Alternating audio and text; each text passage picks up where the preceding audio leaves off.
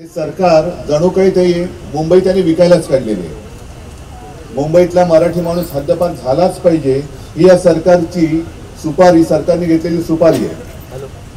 आणि मी तर म्हणतो की आता हे केवळ 2-3 महिन्याचं राहिलेलं आहे. तुम्ही जो खाजगीकरणाचा विषय काढला, बघू ना कोणाची एवढी खाज आहे बघून घेऊ आपण. येऊनच बघा काय खाजवायचं ते बघू, काय खाजवायचं नाही. पण ही अत्यंत घाणेरडी व्यापारी वृत्ती आहे. मुंबईला खतम करून टाकायचं, मुंबईचं वैशिष्ट्य मारून टाकायचं, मराठी माणसाला बेकार करायचं. पुन्हा कंपन्यांचे जाहिरात येत आहेत, मराठी माणसाला नो एंट्री. बिल्डिंग ज्या उभ्या येतात त्याच्यामध्ये मराठी माणसाला नो एंट्री. मग पुन्हा तो जो काही 66 सालचा एकूण जो काळ होता तो परत उभा करायचा का, हा विचार आम्ही जर केला तर मग आमचं त्याच्यात चुकलं काय त्याच्यामध्ये. आहे 66-24, 1966-2024 सगळे गुण्यागोविंदाने राहत आहेत, सगळे हिंदू म्हणून राहत आहेत.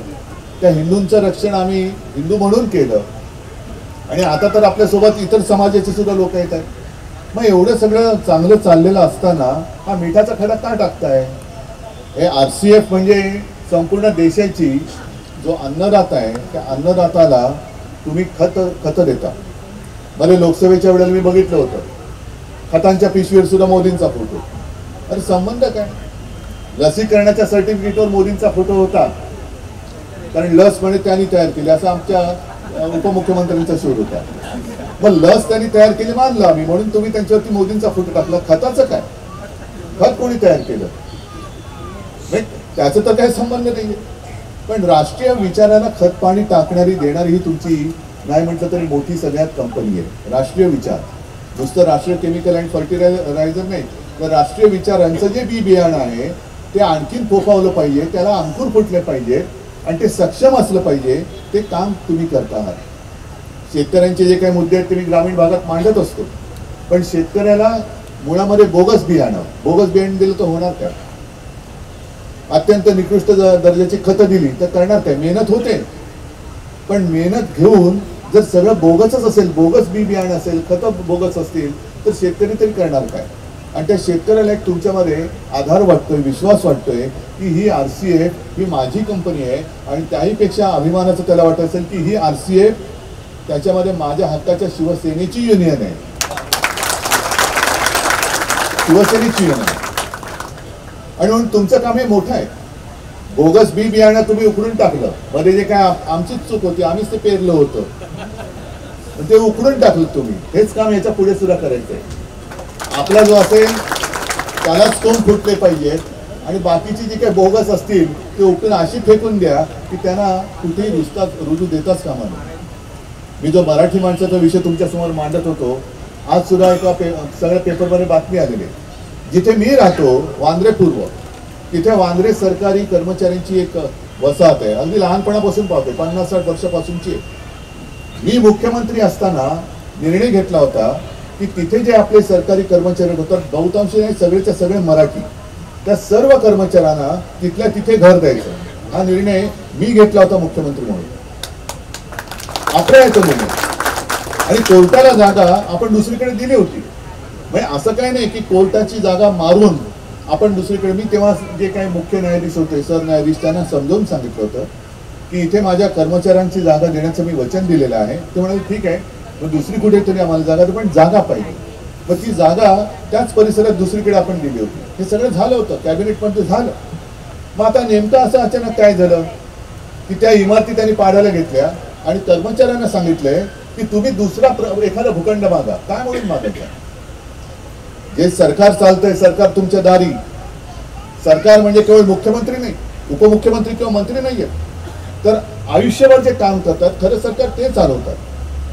आणि त्या कर्मचाऱ्यांची जर का अशी दुर्दशा होणार असेल, त्यांना रस्त्यावरती आणून दुसरा भूखंड म्हणजे हा जो आहे तो द्यायचा. म्हणजे आता इकडे कोर्टाच्या नावाने कोर्टाला द्यायचा, कोर्ट दुसरीकडे जागा घ्यायला माझ्या वडिला तयार होतं. अनेक मोक्याचे भूखंड अदानीच्या घशात टाकायचे. म्हणजे संपूर्ण कदाचित म्हणजे आपण ते होऊ देणार नाही, पण RCF सुद्धा अदानीच्या घशात घालण्याचा त्यांचा डाव आहे की काय? तुमच्या ज्या काही मालमत्ता असतील त्या सुद्धा RCF नाही तर लोडाच्या घशामध्ये घालायचं. मग जायचं कुठे आम्ही?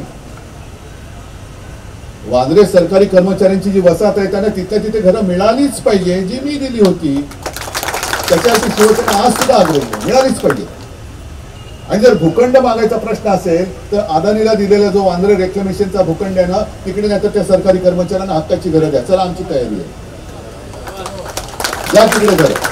वांद्रे रेक्लेमेशनचा जो आपल्या मिंदेच्या हातातलं जे खातं MSRDC, तो म्हणजे मोक्याचे सगळे भूखंड, अगदी बांद्रा कुर्ला कॉम्प्लेक्स मधला जो चांगला भूखंड होता, जिथे आपण फील्ड हॉस्पिटल उभं केलं होतं 15 दिवसात, आणि हजारो लाखो रुग्णांचे प्राण, जसं करोनामध्ये तुम्ही चांगलं काम केलं होतं तसं तिकडे आपण सरकार म्हणून काम केलं होतं.